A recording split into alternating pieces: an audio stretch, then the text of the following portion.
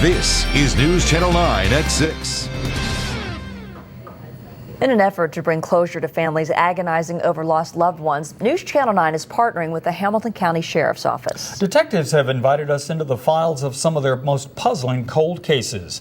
News Channel 9's John Pless is here now with our very first case. John? Calvin Kim, Hamilton County detectives have a real John Doe case on their hands. Solving this whodunit mystery first means figuring out the identity of a man who was savagely stabbed over and over again.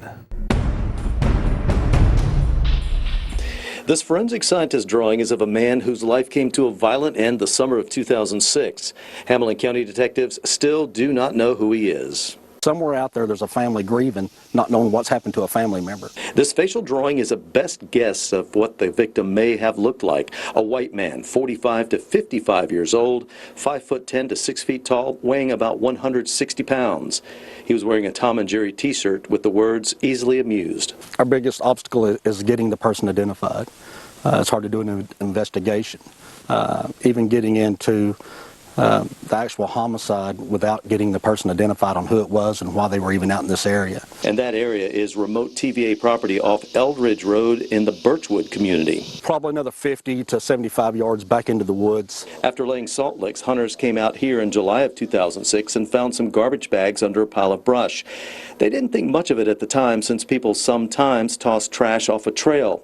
They came back a month later. And at this time they still saw the trash bags and actually went over and opened up one of the bags and found the body. The victim's body had been out here in the woods during the summer of 2006 for 30, maybe even 45 days.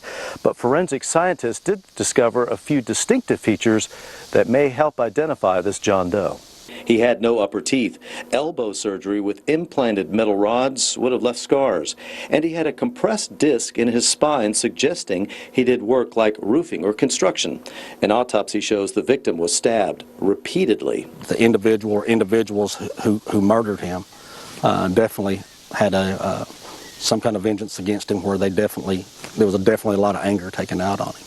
So far, no missing persons reports match this John Doe, but the right tip can help detectives discover the rest of the story. We're trying to find some closure for some family out there, and for us to be able to continue with our investigation, we have got to get this gentleman identified. So once again, this man was middle-aged, 6 feet tall or perhaps a little under. He was trimmed with dental problems, scars on his elbow, and some back trouble, Calvin.